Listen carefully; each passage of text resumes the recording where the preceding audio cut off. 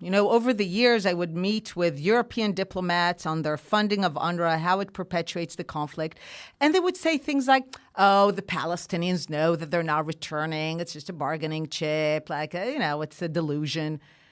And I was like, if there's anyone that's irrational in this conflict, it's us, not them. They look at 7 million Jews struggling to survive amidst 500 million Arabs, 1.5 billion Muslims, and they say to themselves, this is not going to last much longer, this Jewish experiment in self-determination. 1 more generation, 5 more generations, we'll wait them out. Whenever the Arabs of this land could have had a moment when they said, you know what, this is not working out too well. Maybe we should stop investing all our resources in getting rid of the Jewish state. Not a good use of our time.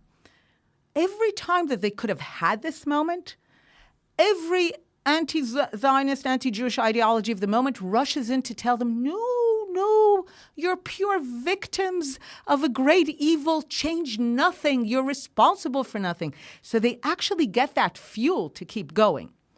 October 7th was minute by minute the Palestinian vision of return.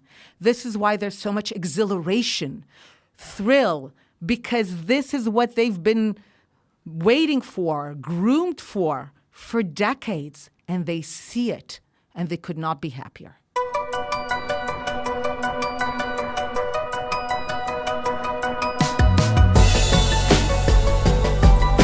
It's 11:05 p.m. on Wednesday, February 7th, here in Tel Aviv, and it's 4:05 p.m. on Wednesday, February 7th in New York City. October 7th, 2023 was not the first war launched against Israel by the Palestinians or even against Jews in pre-state Israel. If you go back to violence against the Jews in this area, from the fall of the Ottoman Empire in 1917 through the myriad efforts to establish a Palestinian Arab state alongside a Jewish state, those efforts in the 1930s and the 1940s, you can follow a pattern all the way from then through the Second Intifada, and now today. Each time they launch a war, and Israel perseveres, fighting defensively in that war, the Palestinians try to dictate the terms of what comes next, as though they were the victors in this defensive war, rather than the aggressors, and rather than the defeated. Why? And are we seeing that same mindset play out right now? Did Hamas actually think it would defeat Israel with this attack, and that Israel would fold to its demands or possibly even just disappear? To help us understand this crucial history, which is crucial to understanding where we are today, Dr. Einat Wilf joins us here in Tel Aviv. Einat was born and raised in Jerusalem. She now lives in Tel Aviv. She was an intelligence officer in the IDF. She has worked in the private sector for McKinsey, but most of her life was in politics and government and policy and in the war of ideas. She was foreign policy advisor to then Vice Prime Minister Shimon Peres. She was an advisor to Yossi Beilin, who was the Deputy Minister of Foreign Affairs under Shimon Peres.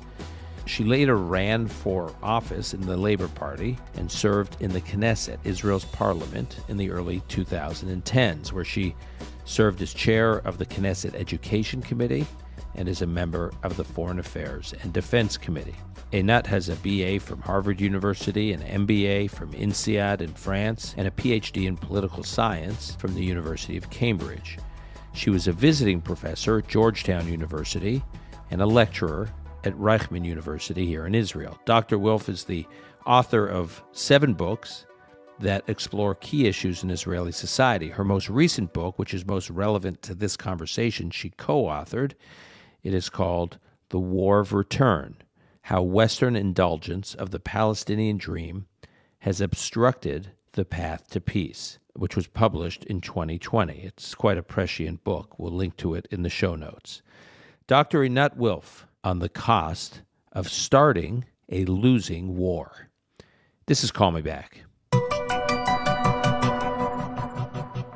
And I'm pleased to welcome to this podcast for the first time my friend Einat Wilf, who lives here in Tel Aviv.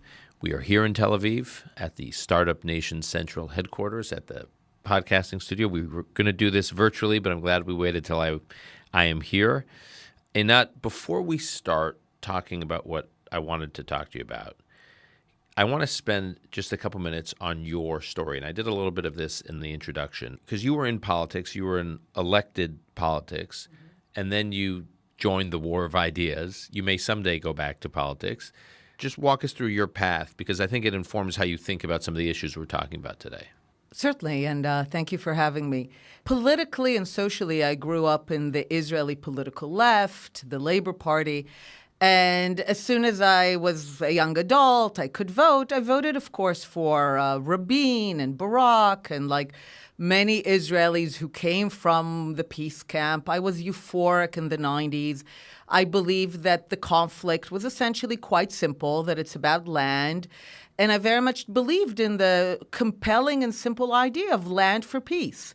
If we could just give the land, the Golan Heights to the Syrians and the West Bank and the Gaza Strip to the Palestinians who already gave the Sinai to the Egyptians, they'll just leave us alone and we can finally end all this war and bloodshed. And like many from my background, I was euphoric in the 90s. I thought we were on the verge of really a new Middle East. That was... But it was very much a 1967 interpretation of events. That is, in 1967... all these territories you're describing were taken over by Israel in a defensive war. And if we just went back to pre-1967, to like the world that existed between 1948 and 1967, Israel's enemies would no longer be its enemies. They could reach accommodations with all of them, and we could return to some normalcy. Precisely. And the idea was that before 67, they wouldn't make peace with us. But after they were defeated in 67 and we have all these territorial assets, now they'll understand that there's no choice. And we have those assets and we can exchange them for peace. And I was thrilled when Ehud Barak went to Camp David in 2000 and put on the table a proposal that people forget today how far-reaching it was. A fully sovereign Palestinian state, ending the occupation, no settlements. They were either going to be dismantled or exchanged for equivalent land. Redividing Jerusalem. Exactly. So the Palestinians would get a capital in Jerusalem. Precisely, including holy sites. People forget that even that part was going to be divided. And then I saw Arafat walking away from that in 2000. I saw Abu Mazen walking away from an even better proposal in some aspects by Olmert in 2008. And I saw them walking away. I saw them not being criticized by their own people for walking away, not even some minor op-ed in a London paper saying, "Are you nuts? We're on the verge of getting everything we've wanted. Go back to the negotiating room, get it for us." It was followed by massive violence. Again, people forget, but in the years 2001, 2, 3, 4, before October 7th, this was the darkest time to live in Israel. There was a campaign of massacres, misnamed the Second Intifada. And like many Israelis, certainly the Land for Peace Israelis, the peace camp Israelis, we were looking at that and we're like, what's going on and what do the Palestinians actually want? Because they clearly don't want a state and they clearly don't want an end to the occupation and they clearly don't want an end to settlements and a capital in East Jerusalem because they could have had all that and they repeatedly walk away from it and follow it up with violence. So there must be something else going on. Okay. Now, where are you professionally at this point? Are you in politics at this point? No. So when do you run for office?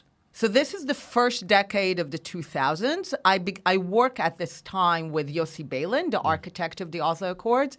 Yossi Beilin, who was deputy foreign minister. Yes. He was a Shimon Peres lieutenant. Exactly. He was really the architect of the Oslo peace process. Precisely. And I worked worked with for him. Beilin. I didn't know that. Okay. And then I worked with Shimon Peres for a few years.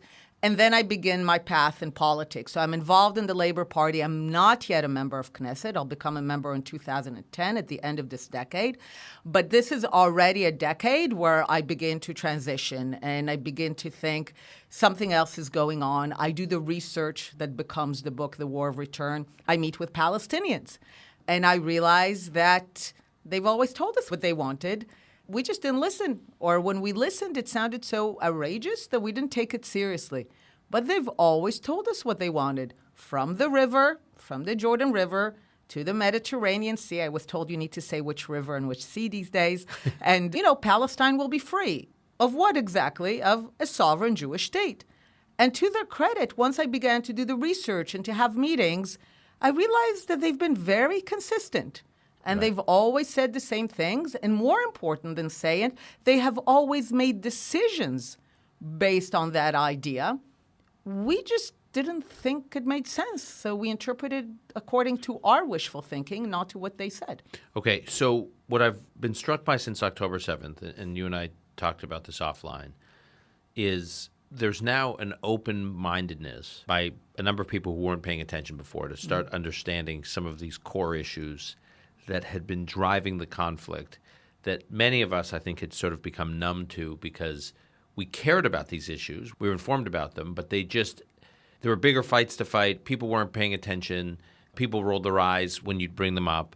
And you wrote a whole book about one of these issues, which I want to talk about today. And it's got UNRWA, some of these issues. And I think now for the first time, people are scratching their heads saying, oh, wow, these issues really do matter. And they really do explain how we got here today. And I think that's what you're getting at. And obviously, a lot of your academic work has been devoted to that. I want to now really rewind the tape, really rewind the tape to the Ottoman Empire.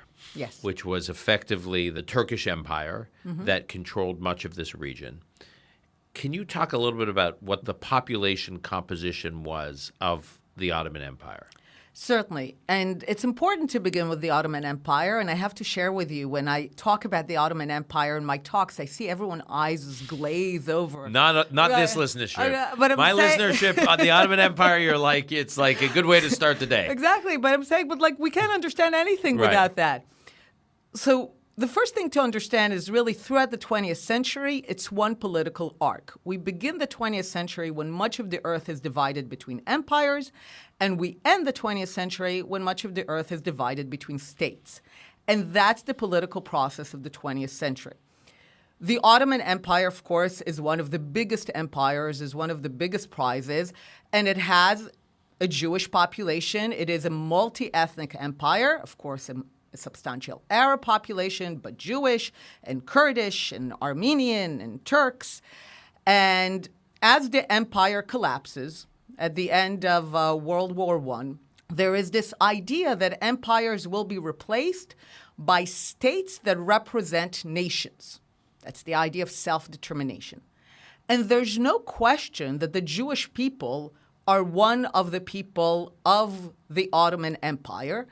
And when some people talk about Israel and its size, and I always say, look, if the Jews of the Ottoman Empire, just of the Ottoman Empire, would have received their fair share of the imperial lands of the empire based on their proportion of the population, the Jewish state would have been multiple times the size that it is today, 5-6 times the size that it is today. And that is because there were Jews during the Ottoman Empire that lived all over the region, not just where we're sitting today in this area that is, what we call pre-state Palestine, but there were Jews in everywhere from North Africa, the Levant, Iraq. Of course, there's a continuous Jewish presence in this land all the time. In this land. In this land, in the land of Israel. Right. There's a continuous Jewish presence as empires come and go, but the vast majority of Jews, going back to the Roman and in the Ottoman Empire, even back to the Babylonian exile, those are Jewish communities that often predated the 7th century Arab and Muslim conquests of the land. That's how ancient those communities were. So the Ottoman Empire falls. Yes. And a bunch of countries are created, basically with French and British diplomats sitting there with maps, Sykes-Picot and others, penciling out new countries, the creation of new countries. And there are Jewish populations in many of those countries that are created.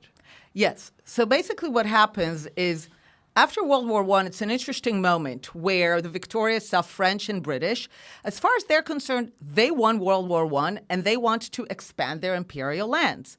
As far as the Americans are concerned, who are now appearing on the world stage, they won World War I, and European imperialism has been the problem, and they want to end European imperialism. So when the French and the British want to carve up the lands of the Ottoman Empire as imperial spoils, the Americans are saying, absolutely not. We are now building states based on the principle of self-determination for peoples. And the tug of war between the former imperial powers and the rising America leads to a compromise which is called the mandate system. The idea basically being the people of the Ottoman Empire, unlike Europe, are not ready yet for self-determination.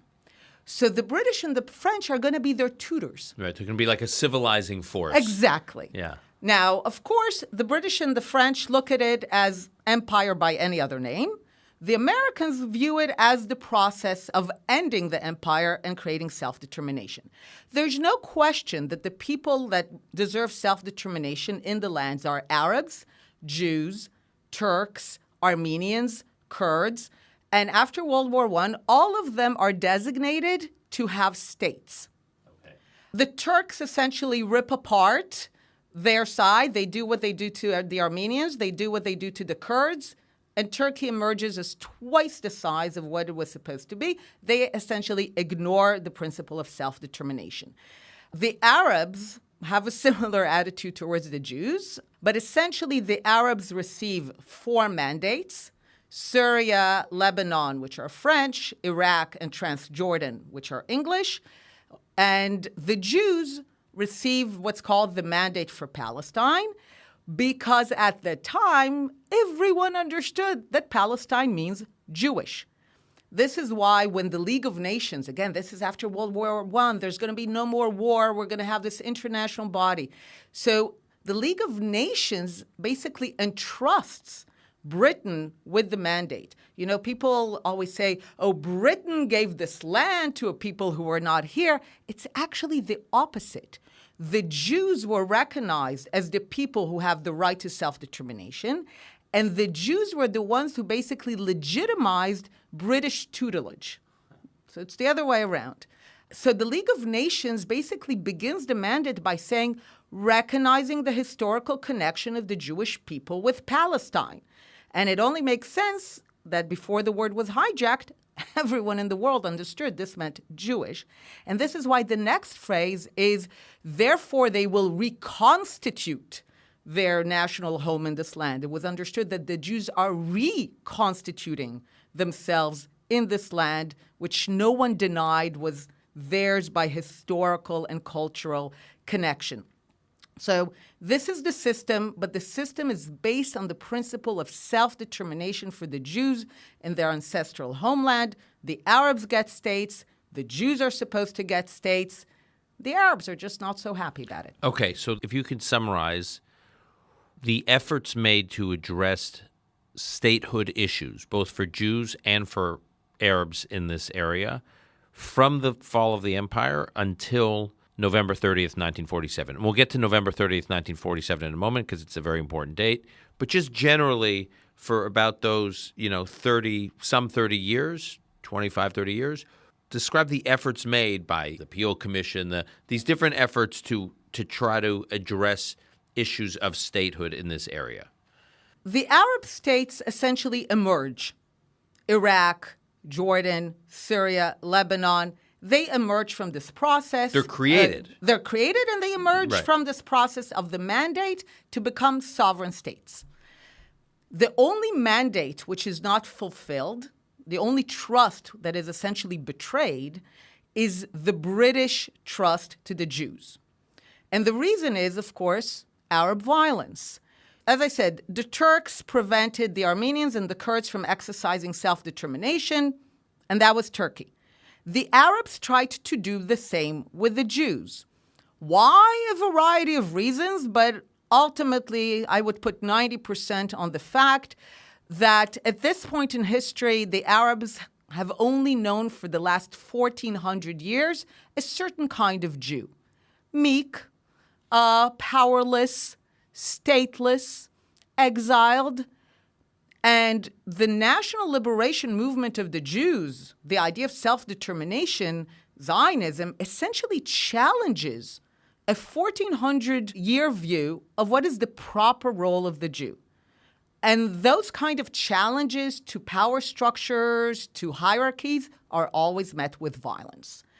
So the Arabs are essentially trying to put the Jews back into their proper place. Stateless, powerless, meek, the ones that can only be defended at the mercy of the Arab and Muslim ruler, never by themselves, for themselves. And of course, Zionism challenges that. Jews are saying, we're going to defend ourselves by ourselves. That's a massive challenge to the culture around them.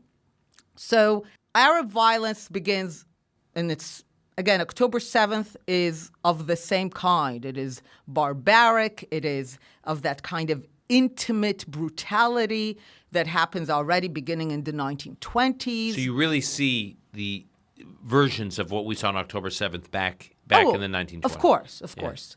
And the Arabs of the land begin to violently react against the possibility of a Jewish state in any part of the British Mandate area. And we need to remember, unfortunately, that they were highly successful. It's not sufficiently emphasized the extent to which Arab violence prevented the state of Israel from emerging already in the 30s. A lot of people think of the state of Israel as a state of never again. Right, of a response to the Shoah, a response to the Holocaust. And I always say that the state of Israel was envisioned so that never at all. The vision of Herzl was the ability to see it ahead of time and to establish the state before so that it will be ready for that moment. When I studied at Hebrew University in Jerusalem, I'll never forget, I had this one professor, a professor of Jewish history. This line he said, the Holocaust did not create the state of Israel. The Holocaust slowed down the creation of the state of Israel. And I'll explain why. Because of Arab violence and British imperial interests, the British essentially, throughout the 20s and 30s, begin to betray the trust that they received from the League of Nations to help the Jews achieve sovereignty. And the biggest betrayal is the closing down of this embryonic Jewish state to Jewish immigration at the most dire moment in Jewish history. And Arab violence is actually responsible for the fact that hundreds of thousands, if not millions of Jews, were condemned to a genocide in Europe of what could have only been ethnic cleansing. And the reason that we know that, and we'll talk about it, is that literally 2 decades later, even less, there's an ethnic cleansing of Jews from the entire Arab world. And the only difference is that now they have the state of Israel that is opening its borders and its gates to Jewish immigration. And that's what the Jews did not have in the 30s, even though they prepared it. And the only thing that prevented the Jews from having their state in the 30s, as they should have, is Arab violence. And it is one of the biggest successes because just like your professor said, after World War II, after the Shoah, people think, a guilty Europe gave the Jews this land. No, it was exactly the opposite, except for the fact that no European felt guilty at that moment. There was a reigning sense among the Jews, certainly here in the Yishuv, in the pre-state times, that there's not going to be a Jewish state because there's no Jews. That was really the sense. And it is really through perseverance and remarkable diplomacy that the Jews are able to pick themselves up and to get recognition for a much truncated and smaller Jewish state in the lands that were previously supposed to be all for a Jewish state, but now there's just not enough Jews. So there's consideration for a Jewish state by the international authorities during this time, before 1947. Can you just talk a little bit about those efforts? Because those efforts also involved creating an Arab state here. Certainly. So as the British are responding to Arab violence, they're thinking, okay, we will, and they want to placate the Arabs. That's the most important thing for the British in the 30s.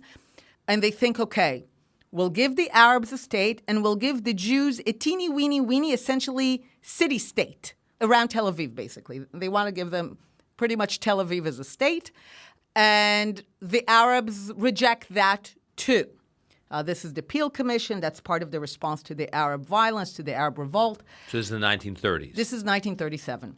And basically they say, okay, The vast majority of this land between the river and the sea that was supposed to be for the Jews, we already created Transjordan, which is 80% of the land. That was taken away from the mandate for Palestine.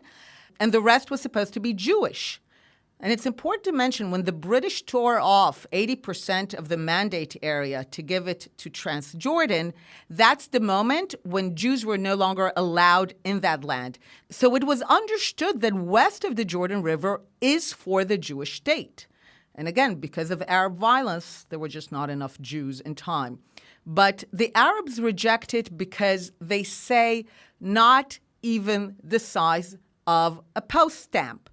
I mean, that's their quote. Yeah. Like no Jewish state in any border, in any size. People later are trying to revise and to say, the Arabs rejected the 1947 partition plan because it was not a fair division of the resources or the land. But there's actually zero evidence that they considered any division of the land fair. They've made it very clear that any Jewish state in any borders is illegitimate because that goes back to the fundamental issue. A Jewish state means sovereign, upright Jews who defend themselves by themselves, and that's unacceptable. You have this quote in your book from Ernest Bevin, who was Foreign Secretary of the UK, who basically says, it's an amazing quote, and I don't have it in front of me. I'll say. Okay.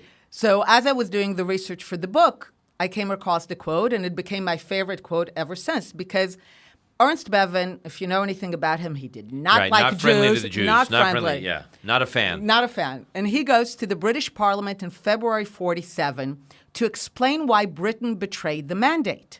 And this is, by the way, why the mandate goes back to the United Nations, which is the heir of the League of Nations. And he has to explain why Britain fulfilled its mandate to the Arabs through Iraq and Transjordan, but not to the Jews. And he says the following: His Majesty's government has come to the conclusion that the conflict in the land is irreconcilable. This is February 1947. There's no settlements, there's no occupation, there's no refugees, there's no state of Israel yet. And already he calls it irreconcilable.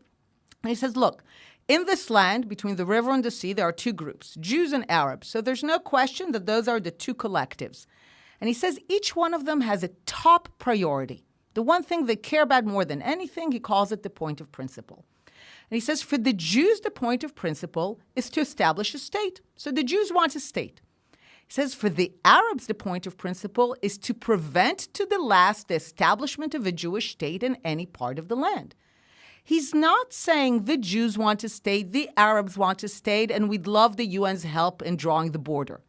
He says as a matter of top priority, the Jews want a state, and the Arabs want the Jews not to have a state. By definition, irreconcilable. So implicit in that is what I was struck when I read that, because what I thought was implicit in what he was saying was a core principle for the Jews is they want a state, and then whatever you figure out for the Arabs, that's fine. Just figure it out for the Arabs. It'll be fine with us as long as we get our state. Yes. But the core principle for the Arabs was not whether or not they get a state. Their core principle was no Jewish state, period, full stop. This is before 1948. Yes, and that's their top priority. Right. So first they want to make sure that the Jews don't have a state, then everything else. Okay. And as a result, this has been the best predictor of the behavior of both sides since that moment. Because the Jews want a state, so they always make decisions that work in order to get a state. And the Arabs want the Jews not to have a state. And as we'll discuss, we'll see that all their decisions are very consistent with that top priority. Okay, so I want to go to November 30th, 1947. Yes. The British are getting ready to wind down their mandate. Yes. And the UN passes a resolution, UN Resolution 181, that says what? So basically, because the mandate goes back to the United Nations, they say, look, meaning the mandate's going to expire, and they're turning it back to the UN, and the British are saying to the UN, "You're in charge. You're going to be in charge." Exactly. You know, we were the temporary carriers of this mandate. Take it back. We were not able to fulfill it, and you take it back. So the United Nations creates a whole committee, and ultimately they say, at the end of the day, the best thing is just to divide this land. And they create a partition plan for a Jewish state and an Arab state. It's important to remember because that will be relevant to the present moment. One of the two states is Jewish.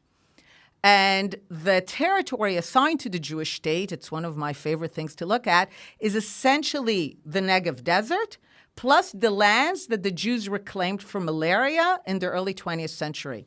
One of my favorite maps is to look at the maps of the incidence of malaria in Israel in the early 20th century and the partition map.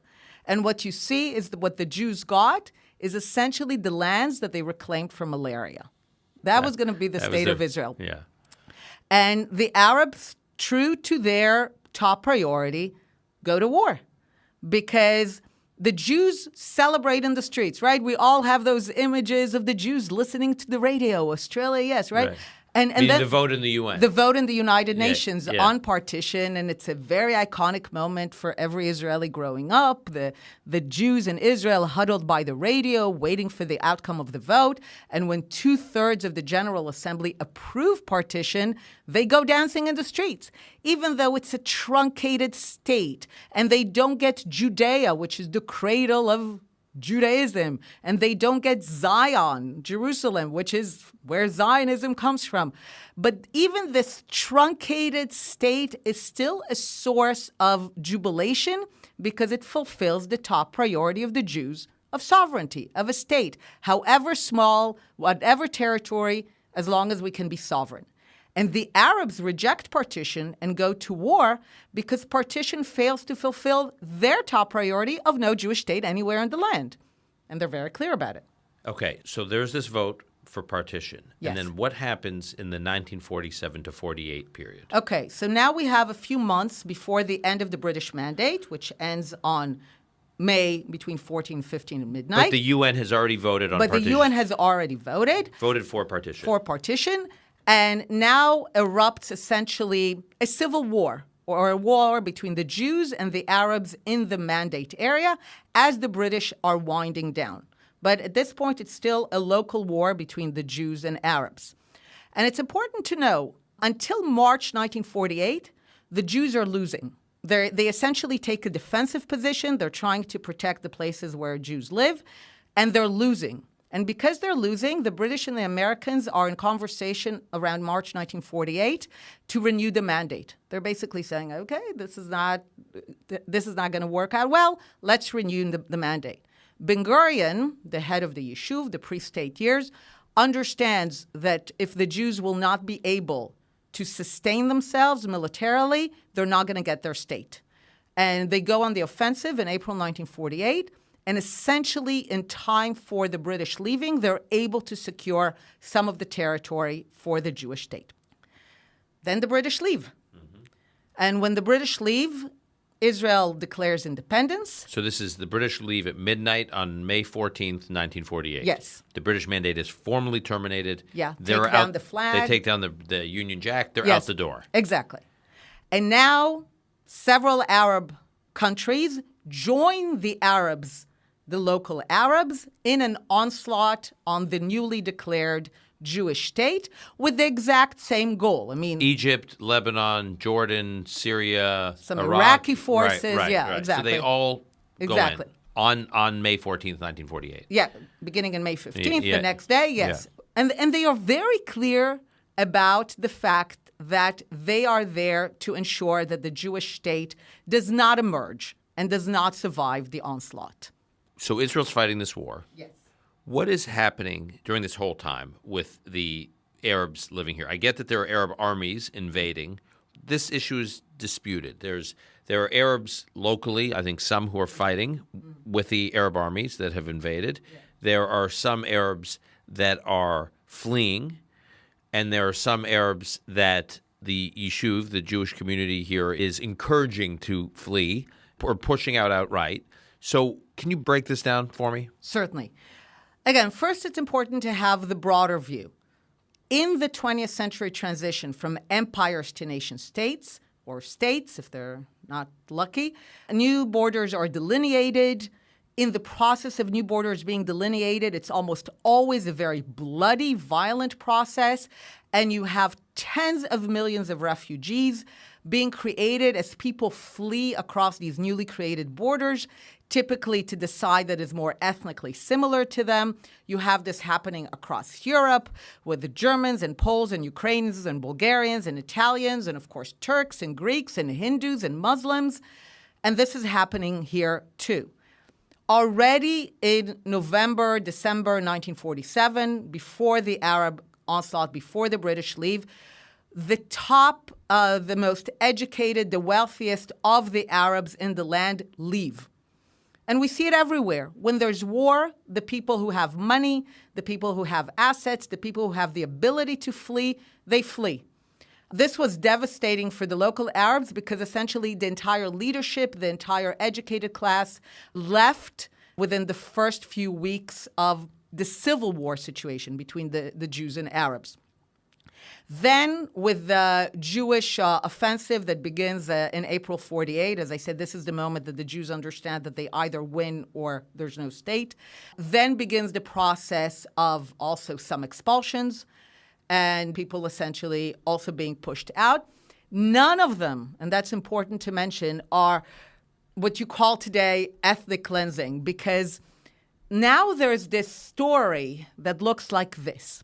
You know, if people, you ask them what happened in 1948, this is their imagination. There was a peaceful state of Palestine, which was Arab and already existed. And then evil white imperial Jews came with a massive army that already in 1948 possessed F-16s and tanks. And they rolled over the peaceful state of Palestine and ethnically cleansed the peaceful Palestinians who just lived there. And I don't think I'm caricaturing too much how some people imagine what happened there. And this is why it's so important, and we included in the book, especially in English, descriptions of what the war was like. Brutal, existential, door to door, and with a clear declaration by the Arabs that they have no intention to allow the Jews to remain sovereign for a single moment, if they can help it. So in April 1948 begins the process that also includes expulsions, but they're always driven by a military idea. Because the notion is that Israel can no longer be on the defensive, it needs to go out. And because this is essentially a civil war where the fighters are part of the population, there's no difference. In places where the Arab population said, you know, we're good with the Jewish state, we're not fighting, those are places that nobody was hurt. You see it in Abu Ghosh today. But in places where there was fighting... So Abu Ghosh is just outside of Jerusalem. Yes. And it's an Arab town. Yeah. And it's a very healthy civil relationship. Exactly, and there was no fighting, so... And the Arab community has very close relations with the Jewish communities that surround it, yeah. Exactly. Ethnic cleansing is essentially when you do it to people who are... It's not in war, it's not in fighting. You do it because of their ethnicity, not because they're fighting. When people are expelled, it's because of a fighting war situation. And it's important to remember this is incredibly normal in the course of war. Certainly this kind of like existential door-to-door, village-to-village war, which was the Jewish-Arab war between November 29th, 47 and until the Arab onslaught in May 15th. From May 15th on, you continue to have refugees as people, wars coming close, they flee. And it's a combination of people fleeing, of some expulsions, and again, completely normal in war. There is nothing unique in the war here compared to anything happening at this time as empires collapse and new nations are established. Okay. The war ends. The armistice agreements in 1949 reached with Egypt, Lebanon, Jordan, and Syria. At this point, how many Palestinian Arab refugees are there as a result of this war on the day the war ends, according to the UN? So they're still at this point called Arab refugees because the name Palestine has not yet been hijacked to the Arab cause. They're called Arab refugees. There's about 700,000 of them. There are estimates ranging from a low of 500,000 to a high of 900,000. The common and accepted estimate is around 700,000. And there are UN papers. I've seen them from around that time that cite around 700, 760,000. Exactly. Okay. And they are mostly in Gaza, the West Bank, Jordan, Syria, and Lebanon, some in Iraq. And here, the Arab countries are actually a bit different. First of all, it's important, like you said, those are armistice agreements. Those are not peace agreements, because the Arab countries are basically saying, we're stopping the fighting for now, apropos everyone asking for a ceasefire. We're stopping the fighting for now, but we're not making peace because this Jewish state thing is still unacceptable. So we're not recognizing the sovereignty of this Jewish state? Certainly not. We're just saying we're pausing the fighting for now. Precisely. Now, Jordan, because it has a somewhat different history with the Jewish state, it's somewhat more acceptable of that idea, especially the Hashemites. The Hashemites are the family, the royal family in Transjordan. Exactly. Which is, to this day, King Abdullah. It's the Hashemite Precisely. kingdom of Jordan. And after World War I, they had some favorable ideas with the idea of a Jewish state. Still under Arab control, but it was mildly favorable. They are actually willing to make peace with the Jewish state. At the end of the war, they annexed the West Bank. They naturalized the Arab refugees. And they do not demand anything from the Jewish state. They understand that the way you end war is wherever refugees are is where they stay. So Jordan actually is willing to make peace and to naturalize the Arab refugees. And make them citizens or residents of Jordan. Exactly. It makes them citizens or subjects, essentially, of the Kingdom of Jordan. But the Jordanian king, Abdullah, is actually murdered by a Palestinian over that issue. So ever since the Jordanians are kind of, jumpy and iffy on this issue. But Syria, Lebanon, Egypt with Gaza, they're very clear. We are not settling the Arab refugees. And the Arab refugees themselves, they're not some pawns. They refuse settlement too because they say if we're settled, the war is over. And that means that the Jewish state gets to stay. And that's unacceptable. So an Arab refugee in Syria or in Lebanon or any Egypt or... And the same ethnicity. They're the same. Right. They're Arab Muslims who will not become naturalized in the country where they're now living. And then as we learn, the same thing applies to their children and grandchildren. Yes. So can you explain that? Certainly. So what happens at this point is the refugee crisis across the world is massive. Again, this is post-World War II. Empires collapse. New states are established. Borders are delineated. Tens of millions of people flee across borders. And they're refugees. A lot of them are handled locally without any assistance. Israel absorbs the Jewish refugees from the West Bank, from Gaza, from Jerusalem, from the Jewish quarter. It absorbs the Jewish refugees who are ethnically cleansed from across the Arab world, partly in revenge for the establishment of the State of Israel. They absorb all the Jewish refugees from Europe, from the displaced persons camps, and they do it without any international help. That's Israel and the Jewish refugees. Then you have other countries, Hindus and Muslims in India are ultimately absorbed. But in some places, a local agency is established in order to help the refugees be settled. So in order to understand UNRWA, which is for the Arab refugees, we should talk about UNCRA. So it's the United Nations Relief and Works Agency for Palestine refugees, which also included the Jews, but again, Israel took care of them. So at about the same time, another agency is established called UNCRA. The K is for Korea, for the Korean War and the refugees from the Korean War. And why is it a temporary agency like UNRWA? Because the idea is that you settle the refugees in a few short years and you move on, you close down, and it's over. Refugee crises were meant to be settled quickly and be over. And to be clear, legally, the idea is if a refugee is made a refugee but finds a home somewhere else, yes, then they're no longer a refugee. Of course. As a legal matter, they're... Yeah, and there's no demand or priority that the only way for a refugee to stop being a refugee is to go back to where they were. Yeah. That's not the international standard.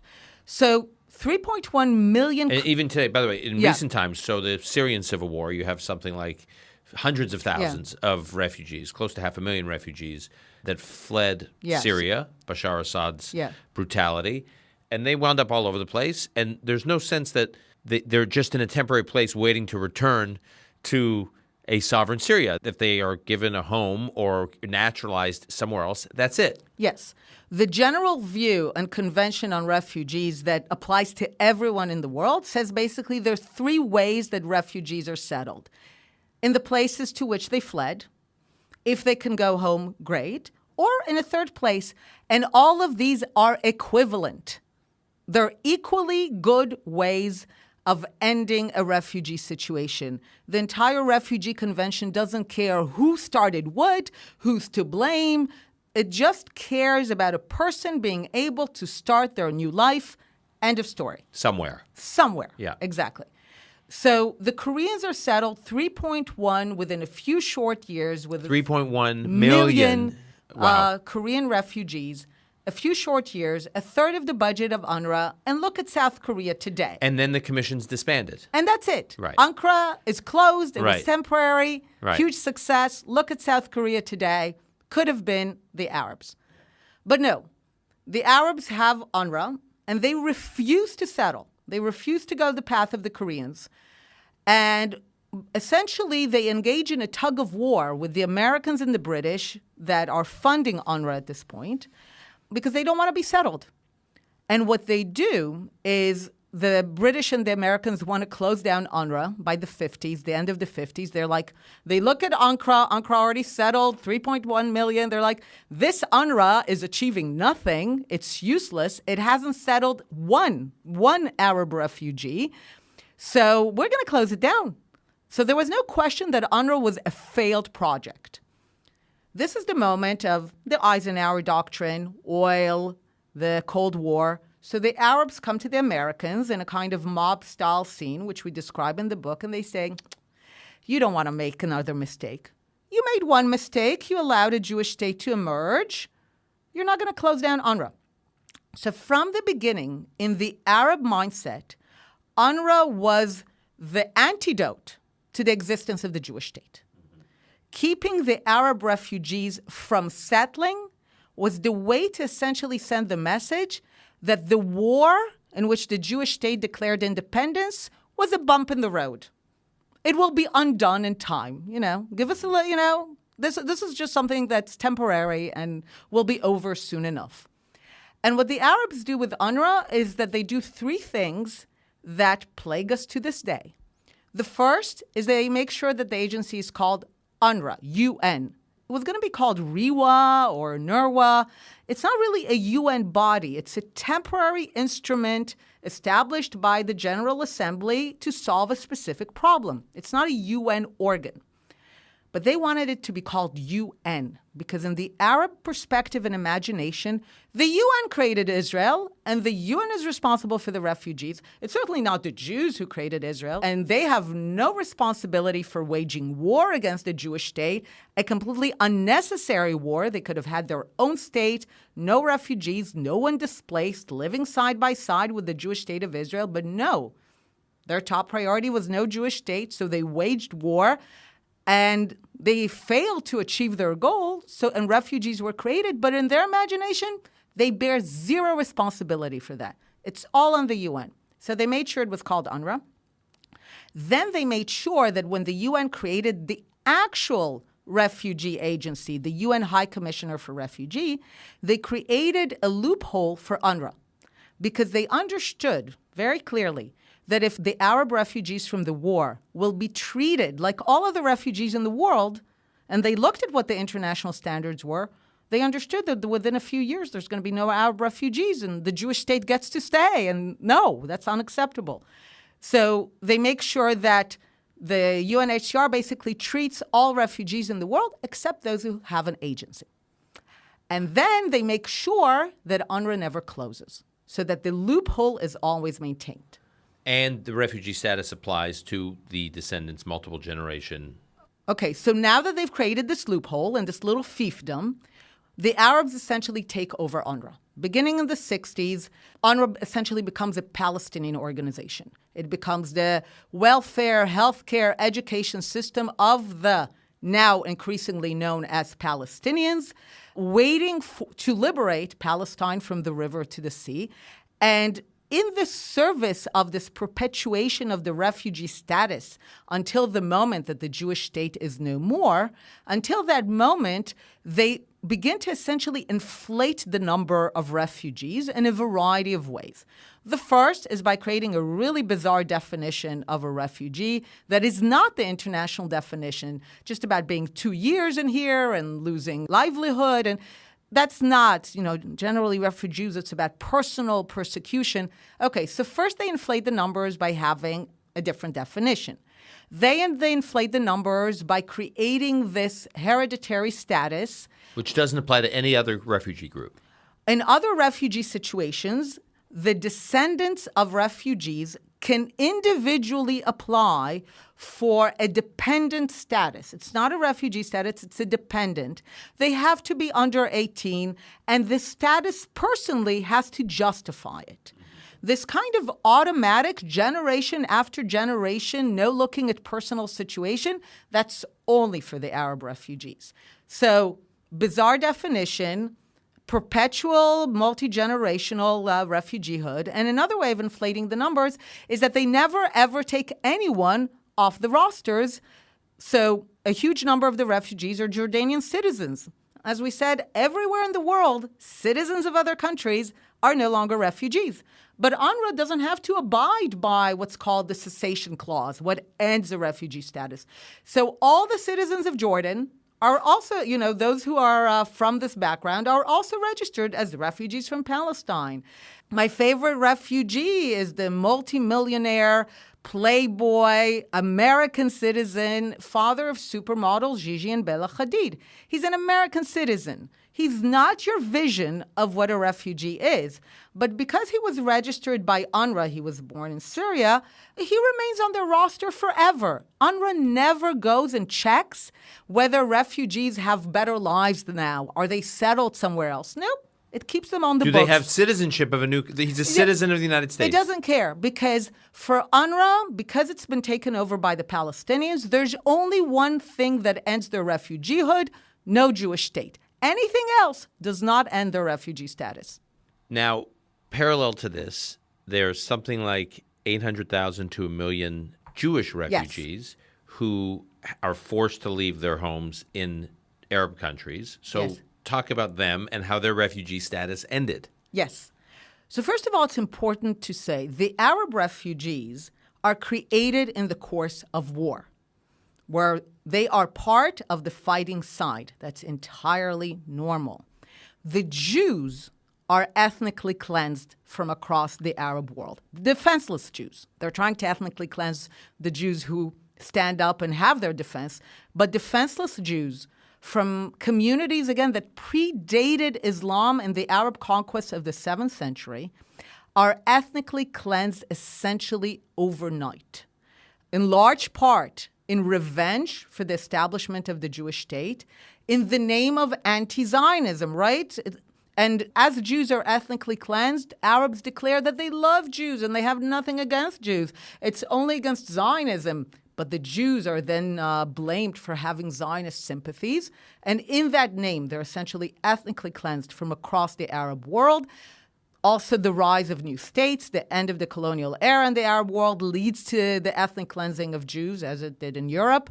And the Jews find a home in some other countries, but mostly in the state of Israel, which now exists, and unlike the 1930s, exists, controls its borders, and can open its borders and its gates to Jewish immigration.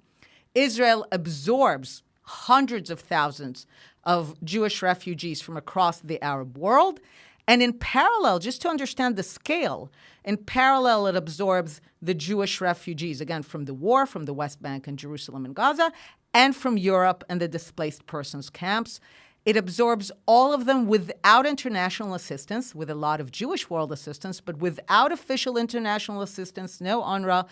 It's a remarkable story of Israel and doing that essentially within a decade. And they're all absorbed into the state of Israel. And again, that's normal. A lot of countries absorbed refugees that had a similar ethnic, national, linguistic, religious makeup. That's very typical. Nowhere would countries receive refugees who belonged to a group that waged war. So a lot of people say, you know what, we don't care how the Arab refugees were created in war. Israel should have taken them back. In saying that, Israel is asked to do what no country was asked to do at the time. It was clearly understood that if people belonged to a national, ethnic, linguistic, religious group that just waged war, they were absorbed typically by the countries that had a similar ethnic makeup, and that was it. Yeah, especially if that country was the aggressor in that war. Yeah, and just waged a violent war. And, the notion that a country will be forced to receive a group that just waged war on it, I mean, it's nonsensical, and yet this was demanded of Israel. Okay, now I want to fast forward to the Six-Day War, 1967. A number of these countries launch a war against Israel. And in that war, Israel is left with control of East Jerusalem, control of the West Bank, control of Gaza, control of the Golan Heights, and control of the Sinai. The UN passes resolution, UN Security Council Resolution 242, that talks about the process, some sort of land for recognition, return of this land in recognition, and so long as Israel, return of territories, not all territories, return of territories to the Arab countries. And what effectively it means is Israel winds up now assuming the occupation of what we'll call Palestinian Arabs in Gaza and the West Bank in place of other countries that had been occupying them, namely Jordan and Egypt, respectively. And Israel is in the context of a mutually agreed upon accommodation where these Arab countries recognize Israel's right to exist and provide security guarantees. There's a return of territories. And there's language in there about, quote unquote, a just resolution to the refugee problem or the refugee crisis. So what is that about? What are they referring to there? Okay. So first, this is another great moment in what I call why the Jews are never allowed to win. Essentially, as we saw already in the 20s and 30s, when Arabs are violent towards Jews, the tendency is to cave into their demands, such as closing the gates to Jewish immigration. When the Jews begin to win, the response is always ceasefire. So this is what you have with the armistice agreements after 1948-49. And in 67, you have the same pattern. As we said, the Arab states after 48-49 said, this is a temporary pause, but the war, the bigger war against the existence of a Jewish state, that war continues. That war continues on some level all the time, but it is essentially resumed in a big way in 67 under the ideology of pan-Arabism, the leadership of Nasser. Now we'll get rid of the Jewish state. And this time they fail even more spectacularly than they did in 48-49. And again, the call is ceasefire, stop, don't continue. And there's, again, a refusal to acknowledge. Generally, in diplomacy, when one side wins decisively, the path to peace, and Dr. Shani Moore wrote about it beautifully, the path to peace involves recognizing some of the wins of the side that was victorious, except when it comes to the Jews and Israel. No, you get nothing, and this has to go back, but this time you'll get peace. The Arab response is swift. They declare in Khartoum, no to recognition, no to peace, no to negotiations. The idea of a just solution to the Arab refugee problem has become a key word that confuses many in the West. When you hear a just solution, you think, okay, justice would be some form of compensation for lost livelihood and house. And if that's the case, we need to discuss compensation for Jewish refugees. We need to discuss compensation for Jewish refugees across the Arab world, not just in Jerusalem and the West Bank. But people think a just solution to a refugee problem is getting them citizenship, getting them maybe some compensation if possible. End of story. This is the vision of the Refugee Convention for everyone else. In the Arab telling, in the Palestinian telling, a just solution is only one. It's the solution that undoes the injustice, which is the existence of the Jewish state. So every time that we see in various documents a just solution to the Arab refugee problem, Westerners think, oh, it means one thing. And for the Arab refugees, it means one thing and one thing only, their idea of what they call return. Now, a word about return. Yeah. The idea of return is generally against the idea of ending wars. For the tens of millions of refugees after World War II, the message was basically tough, tragic, sad, move on. It was understood that return would be a continuation of the war by other means, which is exactly what the Arab refugees wanted, which is why they insisted on this idea of a right of return. Now, there's no such right in international law. Even Resolution 194, which they quote as if it gives it to them, does not give it, if only for the simple reason that General Assembly resolutions don't grant rights. A reminder also that the Arabs rejected that resolution because it was just part of a bigger process of making peace with the Jewish state. But there's actually no right of return for Arab refugees into the sovereign state of Israel in international law. It doesn't exist. But they believe they have it. And they have made it into a tool and a mechanism of continuing the war. So the idea of justice, return, no Jewish state are basically all synonyms. I want to, because I think what you do, I've been watching, in how your thinking has been articulated in recent months.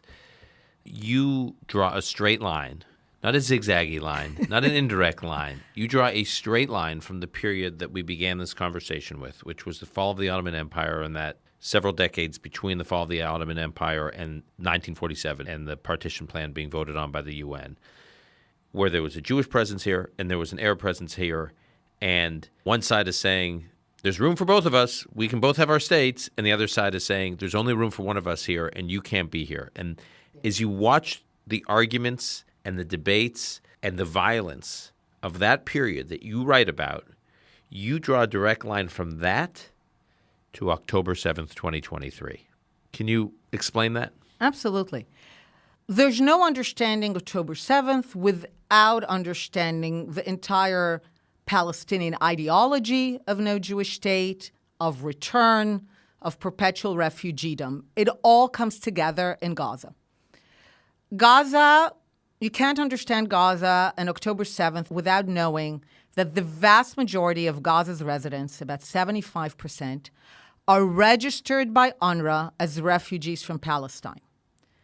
This is by now a fifth generation of people who were born in Palestine, right? Whatever your political views, we can agree that the Gaza Strip is Palestine, right? It's between the river and the sea. So they have been born in Palestine. They have always lived in Palestine, and yet they are registered as refugees from Palestine, which would be nonsensical unless you understand that from their perspective, the only Palestine that matters is from the river to the sea, where there's no Jewish state. So you have 3/4 of Gaza's residents being told day after day, generation after generation, Gaza is not your home. Don't treat it as your home. Your real home is where the Jewish state exists right now. And that's what you need to take back in their mind. So generation after generation is raised with the idea that they shouldn't be making their home in Gaza, but that their most noble goal is to liberate from the river to the sea land, the mythological Palestine, from the evil white settler, European crusader Jews. And they are legitimized in that by an organization that has the letters UN, right? The Arabs were very far-reaching in understanding the importance of that. It gets Western money. So that must be just. This is a just cause. And as a result, when Israel leaves the Gaza Strip, it leaves 80% of it under the Oslo Accords in the 90s. The remaining 20% Israel leaves with the disengagement in 2005. And this is the first time that the Arabs of the land actually control territory. Contrary to all these fake disappearing maps, this is the first time that the Arabs of the land actually control territory. Do they say to themselves, finally, We got rid of the Jews and the settlers and the occupation, and we are going to build a Pearl, a Dubai on the Levant, a Singapore of the Mediterranean. No. What they say, excellent. We now control territory from which we can take back Palestine from the river to the sea. And I have by now books, essays, lectures that say the same thing to all the funders of UNRWA who believe that this is some innocent idea. Tell them every dollar, every sack of cement that you are giving into Gaza, and I'm saying this for years, is guaranteed to go into building tunnels, is guaranteed to go into making Gaza into a formidable war machine, because the people of Gaza don't think of Gaza as their home. They think of it literally as a launch pad. And October 7th needs to be understood as the exercise of Palestinian return. Return was never an innocent idea. If you look at the Arab texts from the early 50s, return was always a violent, triumphant idea. We are going to go back and essentially slaughter the Jews. This is how we take back Palestine. This is how we liberate it. October 7th was minute by minute the Palestinian vision of return. This is why there's so much exhilaration, thrill, because this is what they've been waiting for, groomed for decades, and they see it, and they could not be happier. Interestingly, during that time that Israel had left Gaza in 2005 until, including through today, just the whole notion, refugee camps kept intact. The Jabalia refugee camp, which I visited in the late 90s, they kept refugee camps in a region that they controlled. It's not like this whole idea that there's still refugees in a place that you're saying they could have actually created a political sovereignty, a formal country. But anyways. Precisely, because it was never their goal. Right. Even more absurd. Under the areas controlled by the Palestinian Authority, supposedly the state of Palestine in the making. A lot of countries recognize Palestine. So a few years ago, the Pope visits. Prince William visits. On their itinerary, it says that they're visiting Palestine, right? It doesn't say like occupied territory. It says they're visiting Palestine. So in their mind, the Pope, Prince William, are visiting a state. Where is the first place they're being taken to visit? They're being taken to visit a refugee camp, which again, they're not refugees. It's not a camp. It's a permanent neighborhood. Looks in some cases better than a lot of neighborhoods in the Arab world. Those guests visiting Palestine are being taken to visit a refugee camp in Palestine. Have they ever bothered to ask why, what's going on?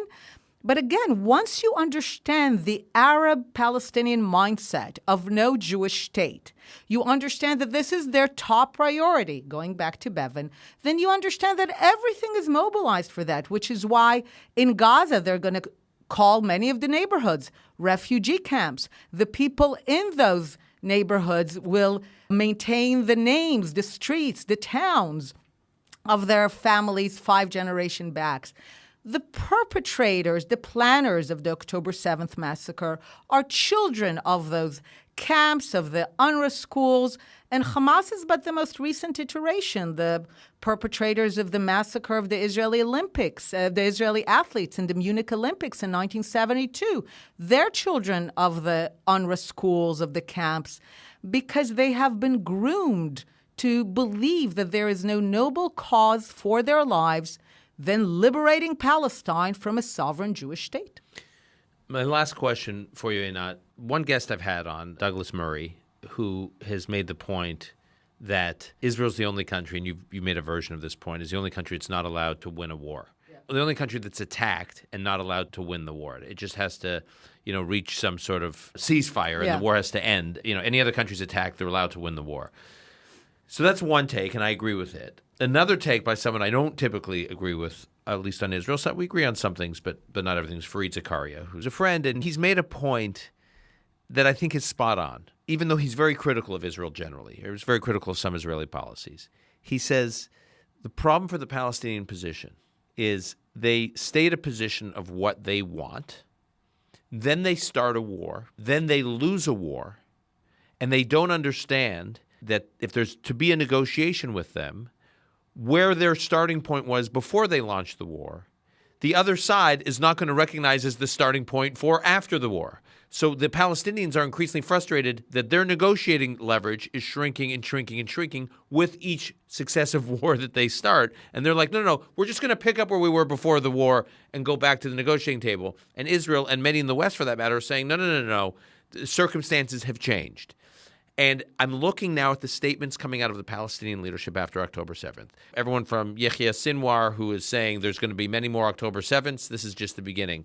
To Khaled Mashal, who's one of the leaders of the political wing of Hamas internationally, who just gave this television interview in Turkey where he said, it's absolutely the river to the sea. There will be no two-state solution. It's a one-state solution. It's not just from the river to the sea. It's from Rosh Nikra in the north to Eilat in the south. He screwed up by saying Eilat, which is kind of interesting. But he's basically saying it's the whole country. The whole country's are. Abu Mazen, the head of the Palestinian Authority in the West Bank, won't even condemn what Hamas did on October 7th, still monetarily rewards terrorists or the families of terrorists that murder Jews, those that return to the West Bank, name streets after them, indoctrinates children. Nothing has changed. In other words, here we are even post-October 7th, the worst massacre subjected to the Jewish people on a single day since the Holocaust, since the Shoah. Israel is, of course, going to respond. Of course, there is going to be a war because the ceasefire that exists on October 6th certainly ended on October 7th. And they're using the same declarations and the same language and the same goals that they did before October 7th. And it's just... So this notion that this is just a perpetual situation, and I think what you're saying is many Israelis are waking up to this reality. There's still there may be big political divides in this country on other issues, but on this issue, there's more or less a consensus that sadly there's no way to win. There's no way to persuade the other side and the international community that the circumstances are not going to be met along the lines that the Palestinian leadership claim that they wanted to. So I'll be both darker and sunnier. Please. On the darker side, yes, they have been consistent for a century, and it's actually quite rational. You know, over the years, I would meet with European diplomats on their funding of UNRWA, how it perpetuates the conflict. And they would say things like, oh, the Palestinians know that they're not returning. It's just a bargaining chip. It's a delusion. And I was like, if there's anyone that's irrational in this conflict, it's us, not them. They look at 7 million Jews struggling to survive amidst 500 million Arabs, 1.5 billion Muslims, and they say to themselves, this is not going to last much longer, this Jewish experiment in self-determination. 1 more generation, 5 more generations will wait them out. More than that, what they discovered in their battle against the Jews is that they have a massive asset. Let's admit the truth. No one would have cared about the few million Arabs between the river and the sea if their enemies had not been the Jews. As a result, every anti-Jewish, anti-Semitic, anti-Zionist ideology in the last century adopted the Palestinian cause as the respectable mask for its anti-Jewish ideology. So the Nazis were the main backers of the Palestinians in the 30s and 40s, and then it was the Pan-Arabists who made the Palestinians into a theology of their cause, and then it was in the 60s, 70s, and 80s the Soviets who launched this global anti-Zionism campaign, and then in the 90s and early 2000s it's the Sunni jihadists, and now it's the Shiite jihadists and the ones I call the Western communists, and they are all channeling their anti-Jewish, anti-Zionist, anti-Semitic ideologies through the support of the Palestinian cause, which for the last century has been formulated around no Jewish state, no sovereign Jews. So that's the very dark side. And they're the ones that are always happy to rush in whenever the Arabs of this land could have had a moment when they said, you know what, this is not working out too well. Maybe we should stop investing all our resources in getting rid of the Jewish state. Not a good use of our time. Every time that they could have had this moment, every anti-Zionist, anti-Jewish ideology of the moment rushes in to tell them, no, people, you're pure victims of a great evil, change nothing, you're responsible for nothing. So they actually get that fuel to keep going. Where do I see the hope? The hope is precisely in the transformation of the fundamental attitude towards Jewish sovereignty, because that's what's at the core of the conflict. When I give this talk and I say, look, the conflict at the end of the day is very simple. It's between the Jews wanting a state and the Arabs not wanting the Jews not to have a state, right? Bevin, Zionism versus anti-Zionism. The Arabs not wanting the Jews to have a state. Yeah. Exactly. No Arab ever contradicts it. They will dig deeper. They're like, of course, you're a white settler, European, murderers, blah. But no one will say, what are you talking about? Our only problem is with the settlements or with Netanyahu. They always confirm. They might think that it's the right thing to do. They certainly think that it's the right thing to fight the Jewish state, but they don't dispute that this is what they're fighting. So this is the thing that needs to change. The very Arab and Muslim attitude towards Jewish sovereignty. And this is where I begin to see hope in kind of the Abraham Accords countries, where I think what they're doing is much more important than high rises and sending female astronauts to space. I think they're engaged in nothing less than the transformation of the Arab and Muslim identity towards one that is modern, future-looking, success-oriented, tolerant. And as part of that, I call us collateral benefit. We're not the central story here. They can look at the Jews and not say white European settler, colonialist, crusaders, which is just synonyms for foreign. They can look at us and say, Abraham, the Jews belong here by virtue of a history and a culture and a continuous relationship that is embedded in their culture. And we as Arabs and Muslims have a history that recognizes that. And we can embrace them, and we can embrace Zionism, and we can embrace the state of Israel as the legitimate continuation of the historical connection between the Jews and the land. That's where the hope is. First of all, I would normally say it's very un-Jewish of you to end this on a hopeful note. But I will also say, since being here these last few days, I have been struck in the midst of all the horror and all the trauma that you do hear these kernels of hope about Israel and Israel's future, and it's quite inspiring. And so it's fitting that you ended a rather depressing and dark, very dark conversation on this hopeful note. Thank you for doing this. I hope to have you on again. We'll list your book in the show notes so people can order it, and great having you. Thank you. Thank you for having me.